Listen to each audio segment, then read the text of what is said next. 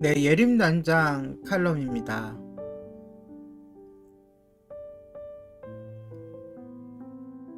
예수님을 오랫동안 믿으신 분들도, 교회 오랫동안 다니신 분들도 잘 모르는 진리들이 있습니다. 그리고 새로 오신 분들은 더욱 이러한 진리들에 갈급해하죠. 그래서 이번 전체적인 주제로 기독교의 핵심 진리라는 주제를 가지고 하나하나 짚어가고 있습니다. 그 가운데 하나님에 대해서 나누고 있는데요. 오늘은 기독교의 핵심 진리 13번째, 하나님의 전능하심입니다. 하나님의 전능하심. 신학자라면 누구나 학생들로부터 대답할 수 없는 질문을 받기 마련입니다. 저도 신학생 시절에 교수님들에게 많은 질문을 했던 기억이 납니다. 그 질문 중에는 단순한 질문부터 심오한 질문도 있습니다. 그리고 다음 질문처럼 진부하고 사악한 질문 하나가 이런 것이 있습니다. 교수님을 골탕 먹이려고 하는 질문인데요. 잘 들어보세요. 하나님은 자신이 들어 올릴 수 없을 만큼 큰 바위를 만드실 수 있나요? 이 질문은 언뜻 보기에 신학자들을 해결할 수 없는 딜레마에 잡아매는 것 같습니다. 저는 실제로 공부를 하면서 이렇게 질문했던 형제가 있었는데 안타깝게도 당황하는 교수님의 모습을 발견할 수 있었습니다. 왜인가요? 만일 그렇다라고 대답하면 하나님이 하실 수 없는 뭔가가 있다고 말하는 셈이 됩니다. 바위를 못 옮긴다는 거니까요. 하나님이 바위를 옮기지 못할 수도 있다는 말이잖아요. 반대로 아니다라고 대답한다면 하나님이 그런 바위 하나도 만들지 못하신다는 말이 됩니다. 어떻게 대답하든 하나님의 능력을 제한시키는 셈입니다. 이런 질문은 심술궂은 학생들이 교수님을 놀리기 위해, 골탕 먹이기 위해 하는 질문 중에 하나입니다. 그러나 이 질문 자체가 그릇된 딜레마에 빠져 있습니다. 이것이 그릇된 이유는 전제가 그릇되었기 때문입니다. 하나님의 전능하심은 하나님이 무엇이든 할 수 있다는 뜻으로 이해하곤 합니다. 그러나 신학 용어로서 성경적으로 전능이란 하나님께서 무엇이든 하실 수 있다는 뜻이 아닙니다. 성경은 하나님이 하실 수 없는 일 몇 가지를 언급하고 있습니다. 하나님은 거짓말을 하실 수 없습니다. 히브리서 6장 18절에 분명하게 나와 있습니다. 또 하나님은 스스로 죽으실 수 없습니다. 물론 그 누구도 하나님을 죽일 수 없죠. 또 하나님은 영원하신 분이기 때문에 동시에 누군가로부터 창조될 수 없습니다. 그리고 하나님 스스로도 창조된 분이 아니시죠. 하나님은 자신의 본성을 거슬러 행하실 수 없습니다. 지금 하나님의 본성에 대해서 우리가 하나씩 배우고 있습니다. 그 배우고 있는 본성, 지난주에 뭘 배웠죠? 지난주가 아니고 어제 뭘 배웠죠? 네, 하나님의 스스로 계신 자, 그 본성. 또 오늘 뭐 배우고 있죠? 전능하심. 그리고 앞으로 쭉 배울 건데 이런 본성을 거슬러 행하시는 분은 아니십니다. 하나님은 같은 시간, 같은 관점 안에서 하나님이 동시에 하나님이 아닐 수는 또 없습니다.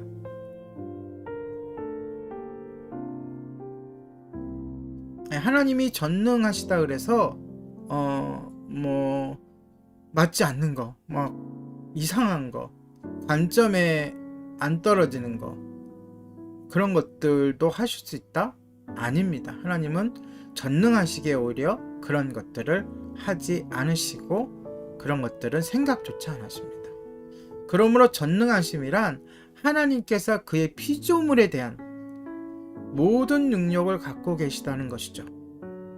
자, 하나님의 그의 피조물은 뭡니까?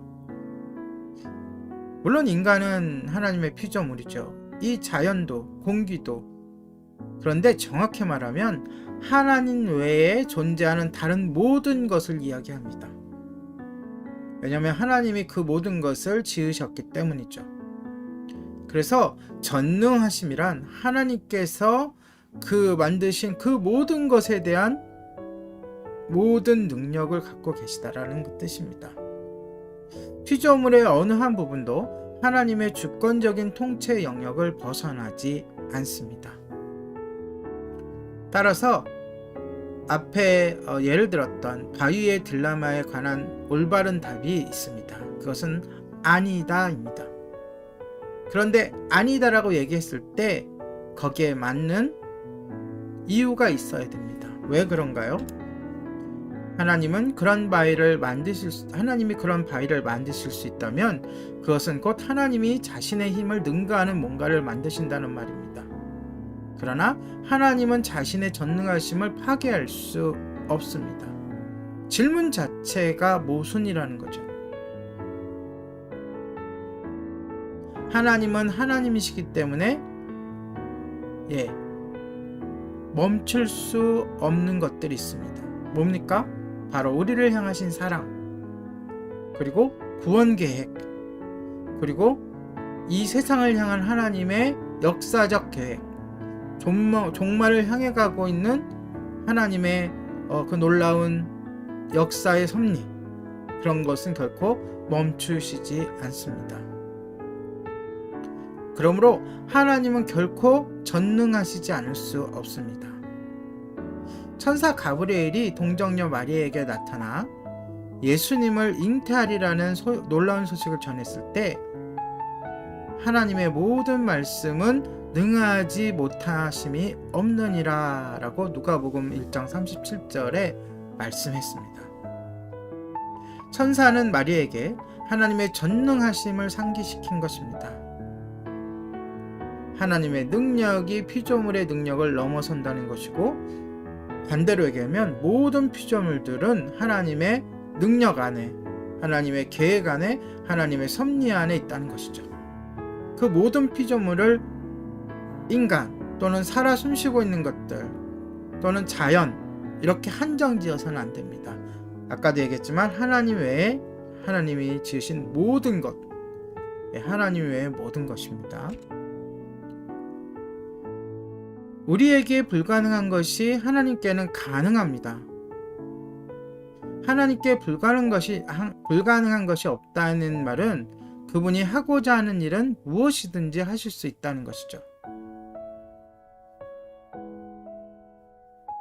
하나님의 능력은 유한한 것에 제한받지 않습니다. 그 무엇도 하나님의 능력을 제한할 수 없습니다. 그러나 하나님의 능력은 그분의 하나님 되심에 제한을 받습니다. 하나님께는 죄가 불가능하시죠. 그렇죠? 아예 멀리하시고 미워하시고 죄를 증오하십니다. 왜냐하면 그 누구도 죄 짓고 싶어하는 마음이 없이 죄를 지을 수 없기 때문입니다. 하나님 안에는 죄를 짓고 싶어하는 마음이 없죠. 왜냐? 죄라는 게 무엇입니까? 바로 창조주이신 하나님의 말씀대로 살지 않는 것, 하라는 것은 하지 않고 하지 말라는 것은 하는 것, 이것이 죄 아닙니까? 그러니 이 죄라는 것이 하나님께 안에 있을 수가 없죠. 하나님은 죄 짓고 싶어 하실 수 없기에 죄를 범하실 수도 없습니다. 자, 이러한 하나님의 전능하심이 우리 그리스도인들에게는 엄청난 위로가 됩니다. 하나님이 전능하셔서 나에게 부를 주시고 나를 형통케 하시고 나를 보호하시고 나를 사탄으로부터 막아주시고 악에서 구해주시기 때문에 우리들에게 유익한 것이 아니라 바로 하나님의 이 전능하심으로 우리가 어떠한 형편에 있든지 어떠한 모습에 있든지 어떠한 상황 가운데서도 예수 그리스도를 믿으면 구원을 얻을 수 있다는 것에 대해서 우리들에게 큰 희망이요, 위로요, 감사요, 은혜가 되는 것입니다.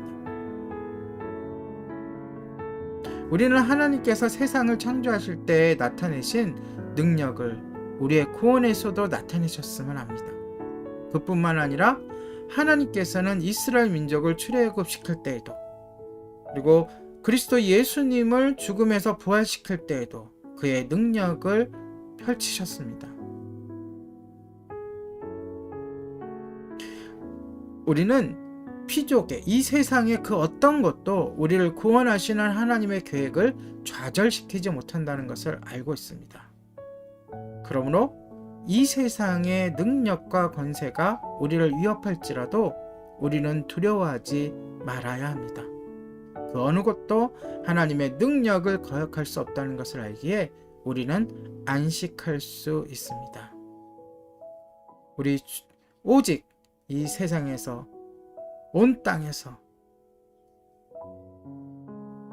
오직 주님만이, 하나님만이 전능하십니다. 아멘. 예림단장 칼럼이었습니다.